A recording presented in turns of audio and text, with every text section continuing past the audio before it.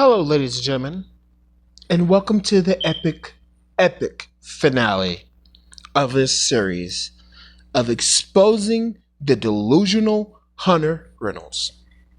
Ladies and gentlemen, going back in my last video with an epic roast session that I did for 40 minutes after Mr. Hunter Reynolds responded to a very constructive criticism comment that I left on his videos, one of his previous videos, about why he should have given the fuck up on playing football and pursued his educational career.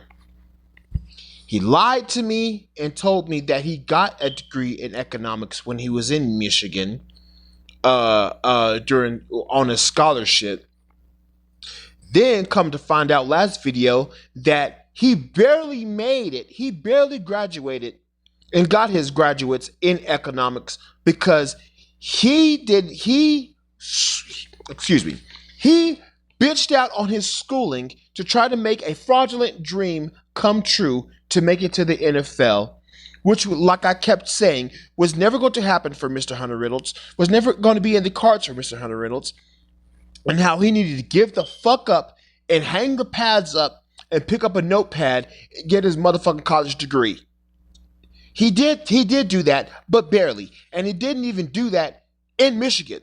He took his motherfucking econometrics fucking class in midterms while he was in the back of the fucking car heading to motherfucking Utah State, a GCS school where he just transferred out of fucking Michigan for being an absolute bum, for being a whole fucking dumpster. His 4 years in motherfucking Michigan did absolutely nothing productive, nothing of note, nothing of any type of accolade, significant accolade in Michigan. And all of a sudden, now he's in his 5th year of college eligibility. He spent 2 seasons at Utah State and didn't even make the starting roster in Utah State. If you go back to the last video, he was a second stringer. He was a second stringer on Utah State. So meaning he wasn't even successful at the GCS level. He was successful in no level that he went to in college. He was not successful at all, period. You see in the last play, in the plays that he made in Utah State, he gave up a touchdown. He was getting burnt like toast. He was slow as fuck. Wide receivers was running right past his ass. He couldn't even sprint pass. He couldn't even sprint pass on the half side of the field. He couldn't even sprint past the full length of the field. This dude was slow as fuck. Guys, I just don't understand. I don't understand. But ladies and gentlemen, now we're going to get into the epic conclusion. Now, after leaving college, because now he can play no more years in college, his eligibility is dried the fuck up like the Sahara Desert. Guess where this motherfucker decides to take his talents? It's not to utilize his economics degree. It's not to probably try to rejoin college to get a better degree or to try to double down and get a better score on his econometrics midterms to try to get a better score on that than just barely passing with 4 points. Guess where this motherfucker decided to go? We're going to get into it. Ladies and gentlemen, this is Hunter Reynolds. The reality of getting cut from the NFL. Playing on varsity in high school until my senior year. I had no offers coming out. I had to be a preferred walk-on. Ended up earning a scholarship. I had to hit the transfer portal to get the playing time I desired. And despite all that, I still had an opportunity in the NFL. But sometimes, despite doing everything right, things just don't work out in your favor. So today, I'm going to give you guys the full story on why I'm no longer playing football. You see, kids, anybody that listens to this and it comes across this, I kept saying this and I'll say this to the beginning. Do not listen to this motherfucker. Do not listen to him at all. Don't take anything that he says to any type of note. Don't. Do not. At all. If you're a no-star recruit, if you're a zero-star recruit, and you have no offers going out of high school, give it the fuck up. It's not for you. It's not for you. Unless you are willing to bleed, damn near die for the shit. Damn near die for the shit. You have to literally die for this shit. You have to really be on the verge of death to make it. That's how level you have to push yourself to be the best, because you weren't the best in high school, and no one's going to be looking at you as you're going to be doing shit. You're going to end up just like Hunter Reynolds. So unless you got that spirit of vengeance, like I said a couple of videos ago, unless you got that spirit of vengeance in your eyes, unless you make a deal with the almighty Lucy to make it, it's not going to happen for you. There's plenty of other options out there for you than to keep going down this perpetual road of being a fucking scrub like Mr. Hunter Reynolds. I came into this video, the first part of the few videos that I made, to give him constructive criticism, to help other people that may have listened to this fucking fool, who may have listened to this idiot, and took in his advice and end up right where the fuck he's at. But he decided to attack me and call me a loser. Well, ladies and gentlemen, in this epic conclusion of absolutely baking Hunter Reynolds to a fucking slow roast, I'm a slow roast his ass, I'm a brisket cook his ass. This is the epic conclusion of that, because I'm about to get ready, guys, because I'm about to go in. So my last year at college, I actually had a really good season, and I wasn't on draft radars beforehand, but towards the end of the year, my coaches let me know that there were scouts that were asking about me and telling me that, I was someone that could potentially have an opportunity to play in the NFL. And coming into the season, I knew I really didn't have any looks. So hearing that, I was like, all right, we're going to go full in. We're going to train. We're going to try and put ourselves in a position where we can make the league, despite not being someone people thought would even be there 6 years ago. So I go through the whole process, get to draft day. I was like 99.9% sure I was not getting drafted, but I did know that in having some talks with teams that I would be someone who would have an opportunity of some sort. Now, I wasn't sure if I was going to be an undrafted free agent or a mini camp invite, but either way, I know I fought through adversity my whole career. It was something where I was like, all right, whatever it is, I'm going to take the opportunity. I'm going to run with it. That's just been a core tenet of my life. No matter what the opportunity is in front of me, no matter how good, how bad, how big, how small, I'm going to take advantage of it. Well, ladies and gentlemen, long story short, let's just cut the bullshit. You weren't undrafted. You were an undrafted free agent.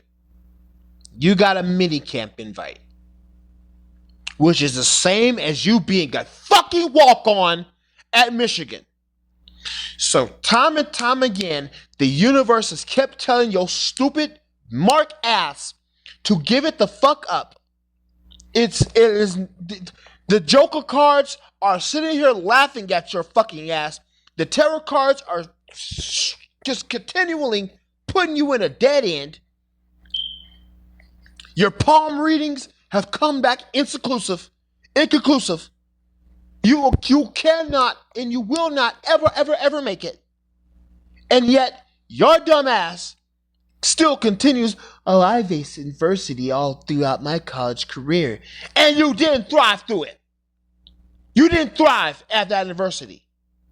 You shrank like fucking laundry on, you shrank like fucking laundry. You did. You shrank like a shirt in the laundry. You shrank. You absolutely shrank.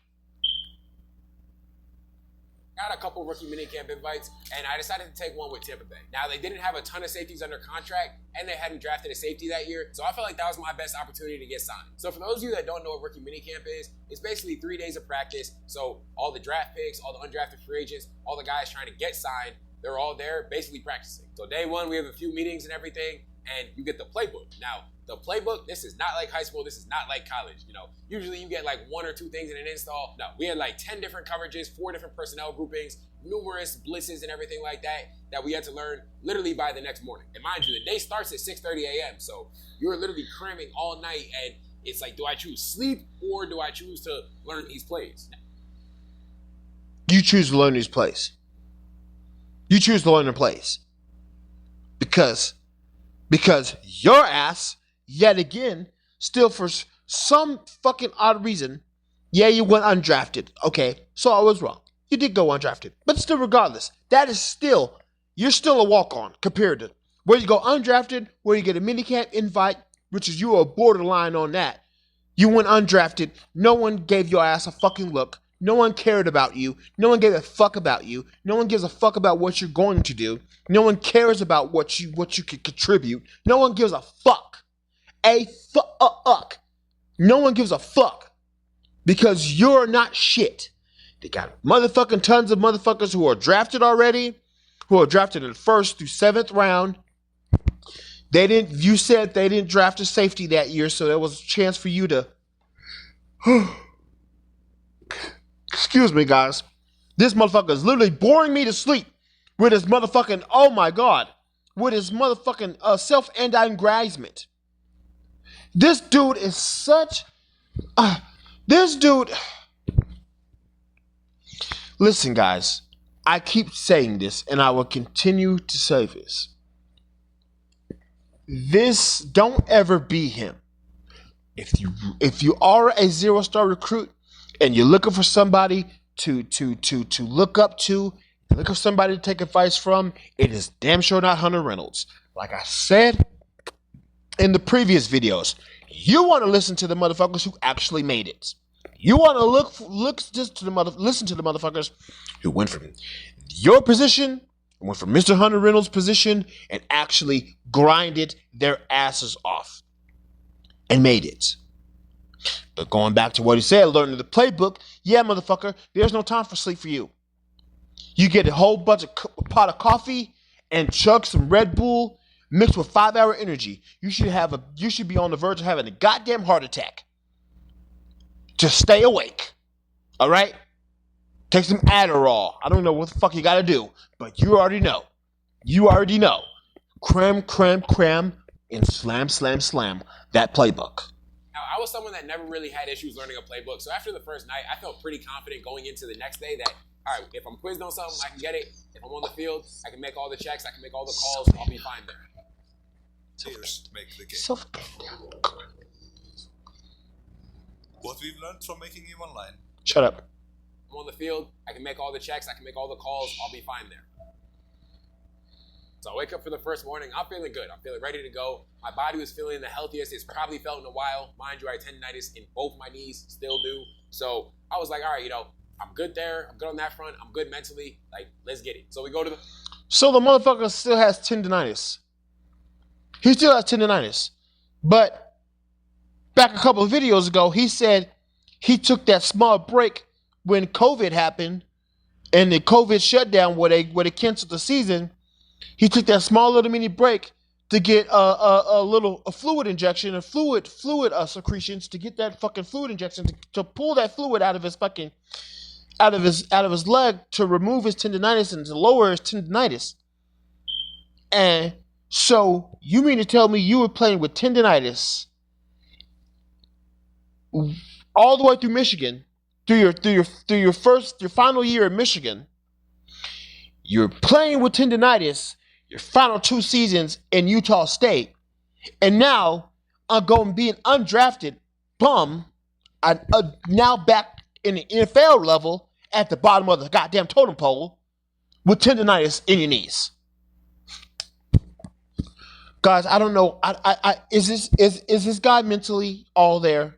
Is he mentally all there? I just want to know. I just have to know.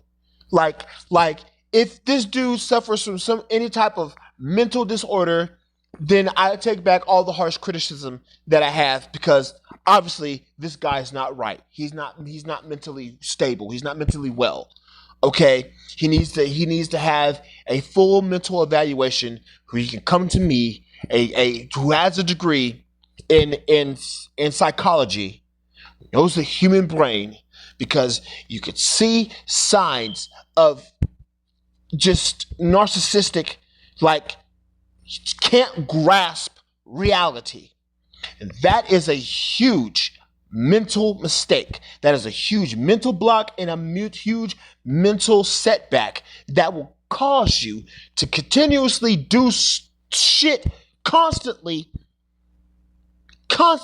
What is the definition of insanity? What is the definition of insanity, ladies and gentlemen? Exactly. If you're smart enough to know the definitions of insanity, then you'll get what I'm saying.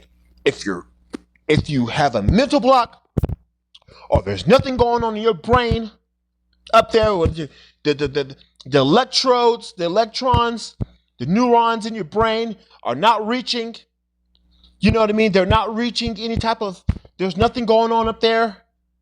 Absolutely nothing. There's nothing going on in your cerebellum. There's nothing going on in your cortex. There's nothing going on there. You'll be like Mr. Hunter Reynolds.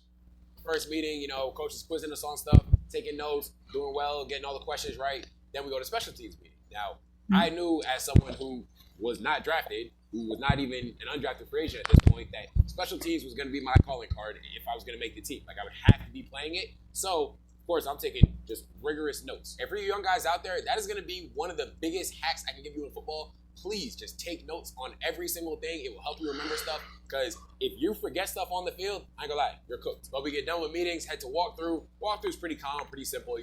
It's just really about what you learned in the meetings. Can you apply it to the field in a slower environment? And like I said, I was fully confident, and I was executing all the calls, executing where I had to be. I was lined up properly. So again, I'm feeling good. But the thing is, ultimately, if you can stand there walking around, making calls and checks, all right, that's fine and dandy. But can you apply it when the bullets start flying? So we finally get to practice, and oh, by the way, there are no pads for any of this. So essentially, you have to do everything you can do to prove yourself, but you're not exactly playing full football. It's not like you're tackling. It's not like we're even thudding up or anything like that. It's all tag-offs. So the most critical part of this was going to be, all right, can I cover? Can I be in the right spot? Can I communicate? And that was always one of my big things at college, is being able to communicate with everyone in the back end. So really on the whole defense. But I was like, all right, we're going to be loud. We're going to be definitive.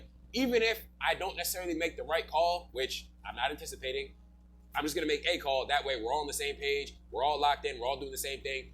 That way there are no busts, right? Because if there's a bust on defense, that is directly on the safety. So we're going through the first practice. We got indie drills. We got special teams. We got 7-on-7. We got full team. And the biggest thing that you'll realize when you transition to the next level is just how fast the game is actually played. Now, mind you, I played for Michigan, so Yeah, everybody is fast. Everybody could run a 4.5 and under. Everybody runs a 4.5 and under. Your slow ass runs like a 4.8. Almost 5 seconds. You're slow as fuck. You have been slow as fuck your entire football career. So that's why they put your ass in safety, because you're a safety, meaning you're the last line of defense in case something bad happens, in case a blown coverage where the corners get beat. That means you must make the tackle. You are farther back on the field. You are the farthest back on the field than anybody. You are the furthest back on the field than anybody. Meaning you have very small room of field to cover. You have a very small field room to cover. Because 1, you're not fast at all. 2, you're going to need a lot of help. You're going to need a corner help. You're probably going to need nickel corner help. You're probably going to need a linebacker help. You're probably going to need a linebacker help. You're going to need a cornerback help. You're going to need a linebacker help, because your ass is slow as fuck. So when those guys get beat, they are now trying to run to recover to save your ass. So now they have to work harder to try to make you look good. See how knowledgeable? See, I didn't have a career in football. I watched tons of football because, as you could tell, my name is Bronco Stampede. My favorite team is the Broncos. So I watch a lot of NFL. I've seen tons of NFL out throughout my entire 31 plus years of living on this planet. I've seen tons of NFL. So I know when a safety is trash like your ass, you're going to have to make the other guys, your cornerbacks and your linebackers, work doubly hard to try to save your ass. They have to cover hard. They have to cover twice as hard to make sure that they don't get beat, because they know as soon as they get beat, your ass is giving up a touchdown. Seen like high level guys that were going to be playing in the NFL in practice every single day, but even then, when you're actually in the NFL with all guys that are at an NFL level, it just moves entirely faster. And there were a lot of defensive guys, you could tell that speed was kind of shocking them. Like, in college, you go against a tight end, all right, he's 6'4", like 240 pounds. He probably runs like a 4'8", 4'7". No, these tight ends we had, 6'5", 260, running 4.5s. Like, shit is ridiculous. But in terms, yeah, like I said, yeah, shit is ridiculous. And you weren't even keeping up with the motherfuckers who was running 4.8 in the fucking college. You were getting your ass burnt like toast. So if you're running motherfuckers and running 4.8, then what does that mean that you ran on your 40? What does that mean that you ran? A 5? A 5.2? Jesus. Which is absolutely, if you run a 5, if you run a 5 as a safety, there is no hope for you. There is nothing that nobody can do for you. You are absolutely out of there. There is nothing you can do. There's no type of training you can make to try to bring that time down to any type of significant level that can get you a look at the NFL. They are just like, no, you are slow as a fucking offensive lineman. You're about as slow as an offensive lineman, and sometimes offensive linemen can run 4.7s. Sometimes the offensive lineman can run a 4.5. So if you're running a 5.2 or just a 5 flat, you are fucking trash. As a safety, you don't even belong on anywhere near a full football field. You do not belong anywhere near a football field. You do not need to have pads on. You need to be having a clipboard, a fucking pocket squares, a fucking pocket protectors and shit with fucking Poindexter ass glasses, because you're gonna be working in analytics. The defensive guys, there's a reason we're all at this level, because we all adapted pretty quick, right? We're learning, all right, we can't just sit there and have our feet set. Like, nah, you got to start doing little tips and tricks to learn how to cover these guys, how to, stay in front of these guys, how to beat these blocks. And I think we all, did it pretty effectively. The other thing about NFL practices is those assists are boom, boom, boom, boom. Now, college practice was pretty similar, especially at Utah State. Like, we were an up-tempo team, so our practices were really hard-hitting. But in the NFL, everything just moves so much faster. And everyone also has more of a business-like demeanor, right? Because at the end of the day, this is a job. Everyone's trying to get paid, feed their families. Like, there were guys who were, trying out for the third or fourth time. They were looking like, all right, this is one of my last opportunities. I got to make this count. So you kind of feel that, not desperation, but you feel that sense of urgency from pretty much everybody. And I felt like I had a pretty good day, but there were just no real plays to be made. I had some tag-offs on some runs, and, the guy caught it in front of me, tag him off. But for the most part, there just wasn't any opportunity to make a play. And there's tons of opportunity to make a play. I don't give a damn if they have full pads on, or you're bare booty ass naked. There is plays to be made. There's always plays to be made. There's always ways to stand out. When you're used to not standing out, you're used to fading in the shadows, and there's no plays to be made, so I'm not gonna try my hardest. I'm not gonna do this. You see this little whimper ass shit? Well, there's no plays to be made, so why should I try? Well, I mean, I already got tendonitis in my fucking both of my knees, so why do I need to push the envelope to risk getting injured? Because I'm an injury-prone, damaged good, brittle as a fucking stick of celery. The one thing I believe in football, or not even I believe, the one thing that is true in football, especially on defense, is you can't go searching out plays, right? You have to do your job every single time. That's more valuable than you're supposed to be the deep half, but you jump something short. to try and get an interception because you might do it one time, but then that next time they throw it over your head, oh yeah, that's gonna get you cut on the first day. But I had a pretty good day. Like it was confirmed on film, so I was like, all right, day one, all right, we did what we had to do. Day two, like hopefully the ball can come our way so we can make some plays, but we just gotta do more of the same, right? Keep being consistent, keep being in the right spots, keep communicating, and I think I'll be straight. Oh, and the other thing is the play. You don't want any ball. You don't want any balls coming your way because 1, you're undersized. 2, you're not athletic. 3, you have tendonitis in both of your knees. 4, you're going to get head topped. You're going to get embarrassed. You're going to get absolutely embarrassed by an undrafted rookie. They are going to embarrass you. They're going to all take turns. Now that they know that you're exposed, now that they know that they can catch whatever pass, no matter how high, no matter how low around your ass, they are going to abuse you. They are going to absolutely put your ass to work. They are going to put BTA, they're going to put belt to ass on you.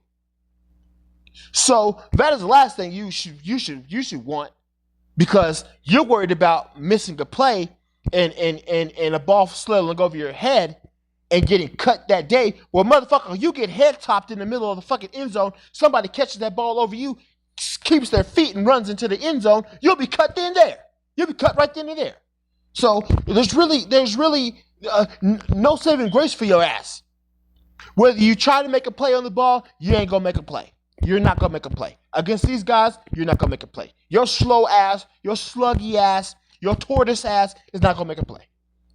You're not gonna make a play. It's never gonna happen for you. Look, didn't just stay the same, right? Remember how I told you we had like those 10 plays and everything we had to learn? Nah, that damn near doubled the next day. So it's not like, all right, I just can chill. We have this little stuff. Nah. We're putting in like a lot of concepts into the playbook. I think at that point, after the first day of meetings, like going into day 2, he was like, yeah, we have about 40% of the playbook installed right now. Yeah, because you have to now take account of motions, audibles, double 2 tight end sets. You gotta work 3 slot receivers. You gotta work with wide receivers lined up on 3 wide receivers lined up on. So you have 2 wide receivers lined up on one side of the field. You got a tight end lined up on the other side of the field. You got a tight end down there. You have a tight end, or you have a tight end lined up with the offensive lineman ready to chip or disguise like he's playing at block protection, and then he gets into a little flat route or a little curl route. You have to account for every part of trickery that offense is going to bring to you in the NFL. Motions, screen passes, audibles, the linebacker finding the Mike linebacker, communicating the switches off about who gets who, on the guys who's motion. So you're covering one guy, so the cornerback's covering one guy, and then he motions across the field, and then the other cornerback has to cover him, and then it could be a diversion. So the slot corner has to cover the number 1 wide receiver if he's going in on a slant route. Like, you have to literally cover every type of fucking metrics of the trickery that NFL teams bring every play. Not just some time of the play like in college. It's not just sometimes, but every goddamn play. They are tricking you. They are trying to get the mismatch. They are trying to find the mismatch, which is you. You are the mismatch. So they're going to be scheming, how can we get our star wide receiver to absolutely cook this fraudulent bum-ass motherfucking safety? How can we do this? And they're going to just be licking their fucking fingers. They're going to be licking their fingers like they just ate a great steak with A1 steak sauce, and they're just licking it off, trying to figure out ways to expose you. I woke up day 2 feeling kind of the same way I felt about day 1. It's like, all right, we're good. I know the plays. I'm feeling confident. My body feels good. Let's get it. I ain't gonna hold y'all. Day 2 went damn near the exact same way as day 1. I did everything I could do. The ball just didn't come my way, unfortunately. But I'm not really concerned or stressed or anything like that. You know, coaches are telling me I'm doing a good job. So I'm like, all right, let's just day 3, keep doing what we've been doing. Hopefully we put ourselves in the best position to have the result that we want to have. So day 3, I wake up, get out of bed, take my first step. I'm like, my knee does not feel good at all.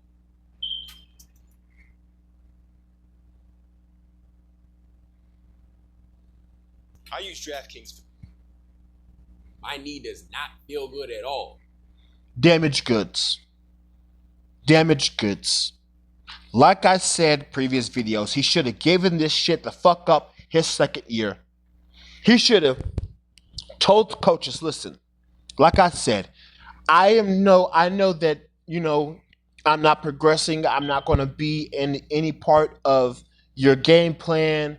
I'm not going to see any significant part of the field at any time. Can I just apply for my academic scholarship? And they would have granted it to you. And you should have used that time to focus on new career paths that wasn't football.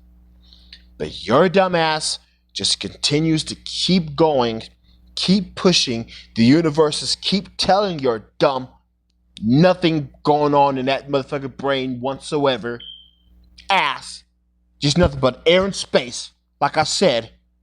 You know what I mean? You fucking nothing but time-space continuum in that motherfucking brain of yours. You need to fucking take some of that motherfucking time-space continuum and fucking go find Doc Brown and fucking Marty McFly and put that shit in a flux capacitor to go motherfucking 75 motherfucking goddamn gigawatts. Take your ass back to fucking goddamn Back to the Future to 2017 and quit then. You should have quit then. You should have took all that motherfucking knowledge and knowing that, okay, well, now I'm damaged goods. I'm fucking injured. There's no fucking possible way I'm making a football career out of this. So why in the fuck am I even trying? Why in the fuck am I continuously putting myself through this? The older I'm getting, not progressing whatsoever. I'm literally a car that's stuck in quicksand.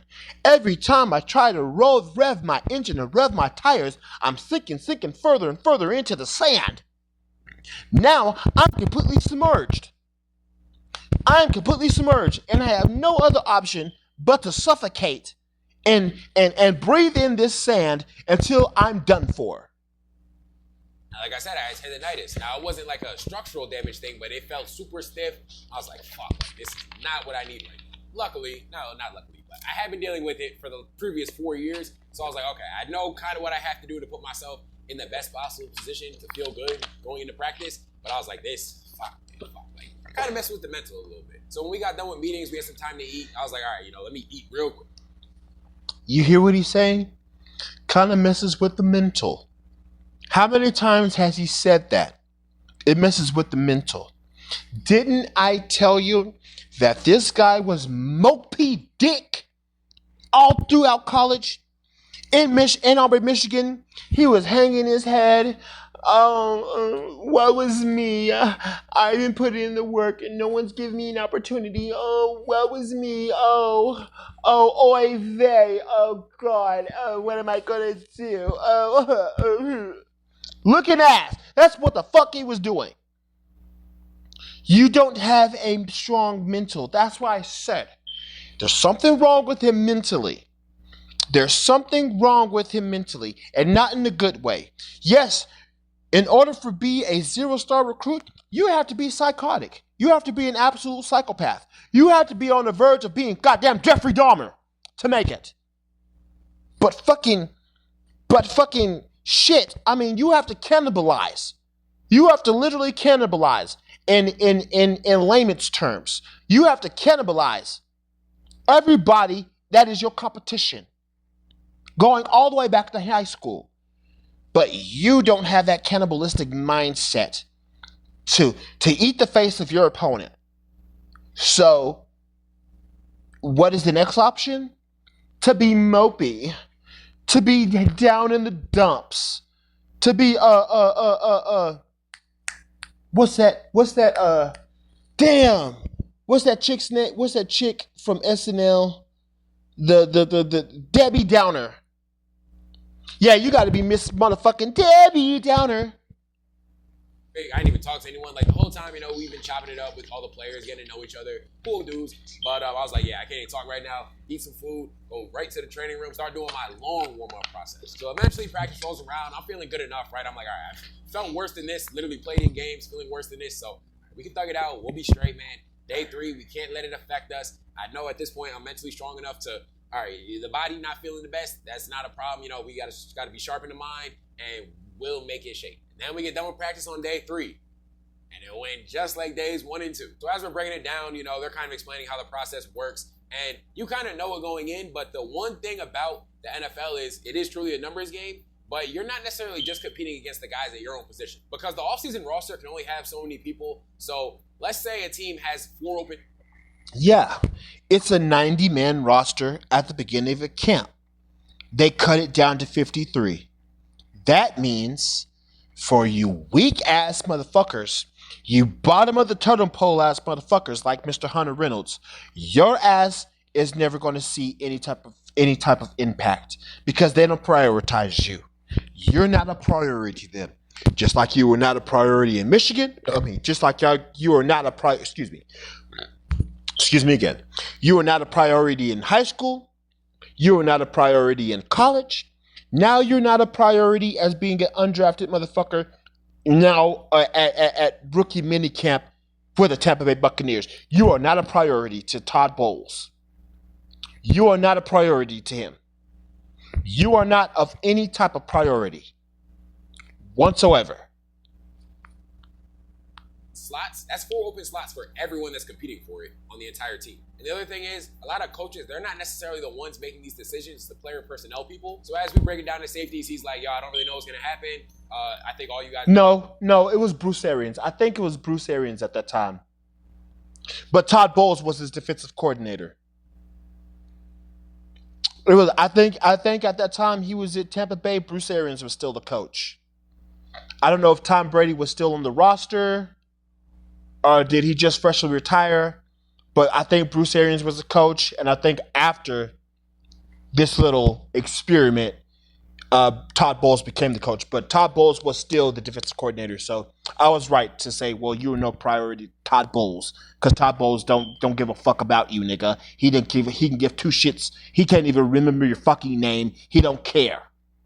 Well, all you guys definitely have the opportunity or the ability to play at this level. So, whatever happens, just know, keep your head up, know you did a good job, and, this might not be the last time. It might not work out now, but there's always a chance to get brought back in the future. So just stay ready, and, we kind of broke from there. So I get to the locker room, I'm showering, getting ready, and one of the player personnel people comes, and he's like, yo, bring your playbook. So obviously this is my first go-around, but I watched Hard Knocks before. I knew what that meant. So it's pretty much just like, yeah, we thought you did a good job, but we're just going to go a different direction. And I'm kind of sitting there like, damn, man, I thought I did a great job. No, you didn't.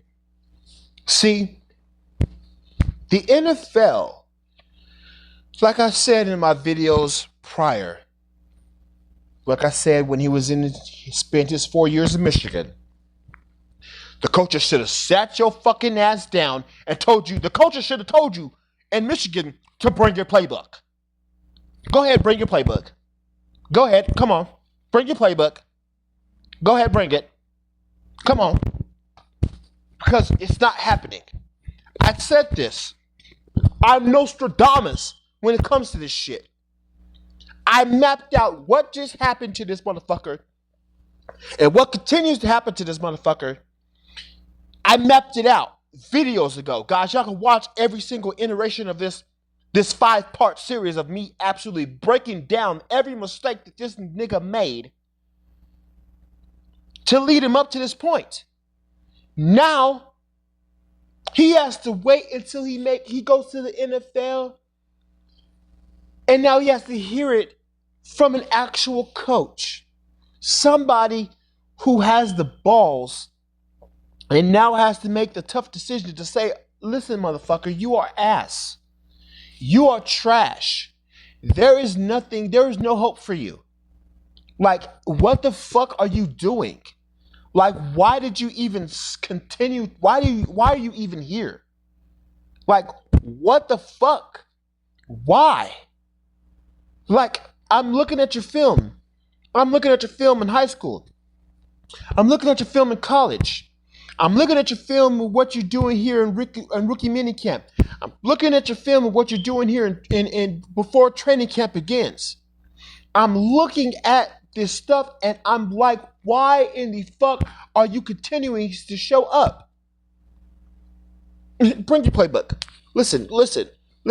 We're going in a different direction. Okay? We got guys that are better than you. We got guys that are taller than you. We got guys that are faster than you, just like that motherfucking coach in Michigan told your ass. There's guys that are bigger, stronger, faster, longer arms, that can move, that can jump, that can do all this. You are not athletic. You are like, we got offensive linemen that are more athletic than you. We got defensive linemen, 400 pounds, that are more athletic than you, and you're a safety. They run faster than you, and you're a safety. Dude, like, what the fuck? Like, come on, bro. Come on, dude. Come on, let's cut this. Let's cut the bullshit. Let's cut the bullshit. So we're literally cutting the bullshit. All right? See you later.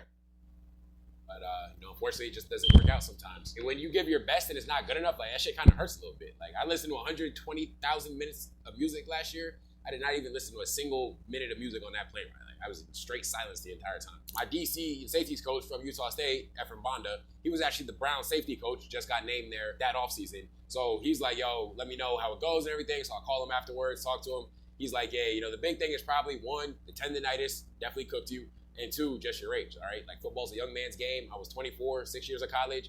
They were just younger guys that, younger, healthier guys that they probably we're going to go with. It's a numbers game. It's a business at the end of the day. So go with the product that's not as damaged. But with the... Nostradamus. I'm Nostradamus. I said this. I said this entire series. I said it the entire series. 1, you were older. 2, you were damaged. And 3, you spent too long in college. You spent too long in college and didn't accomplish shit. You accomplished nothing.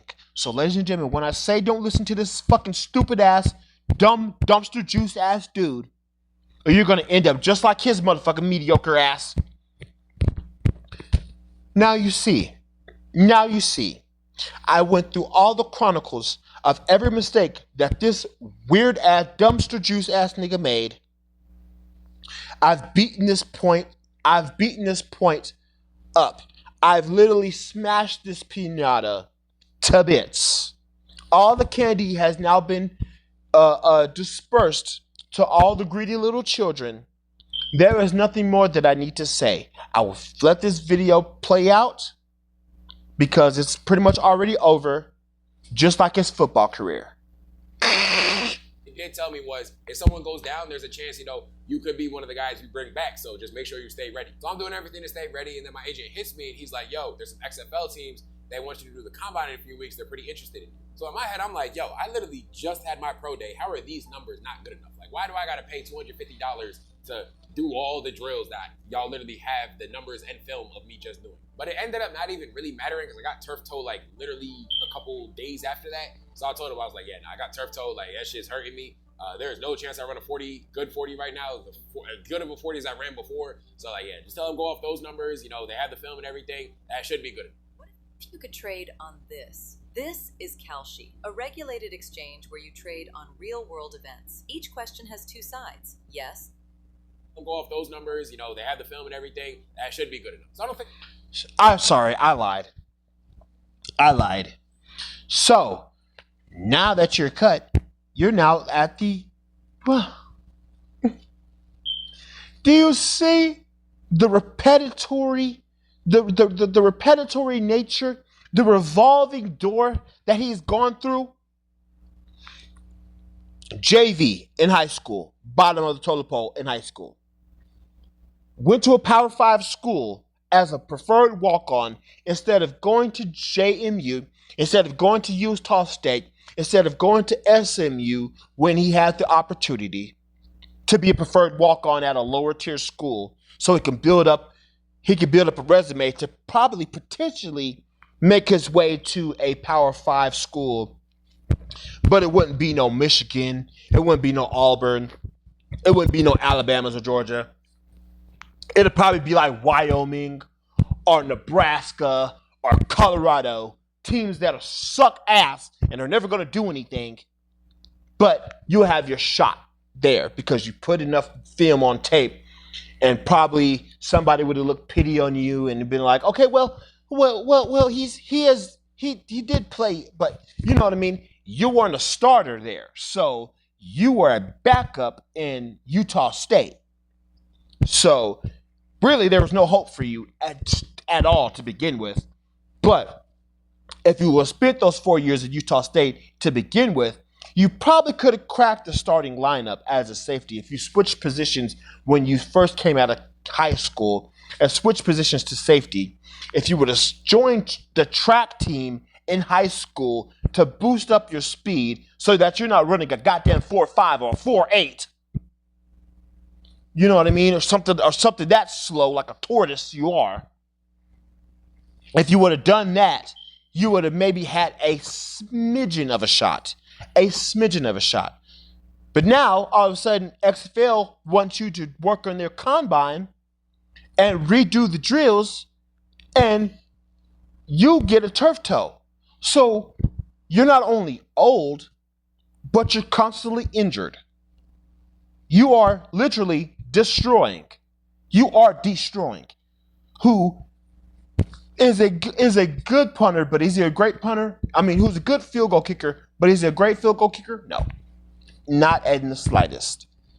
So meaning you're not even good. Like, he had a college offer. Destroying had a college offer at UCF.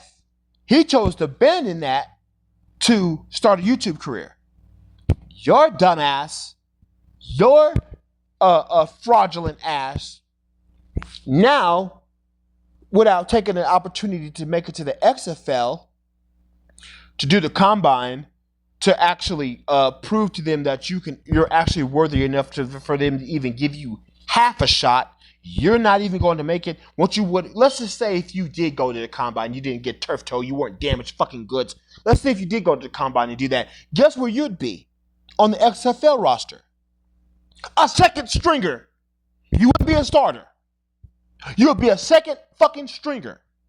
So meaning you're constantly in second string or third string mode your entire football career, and you're still trying to chase this fucking dream.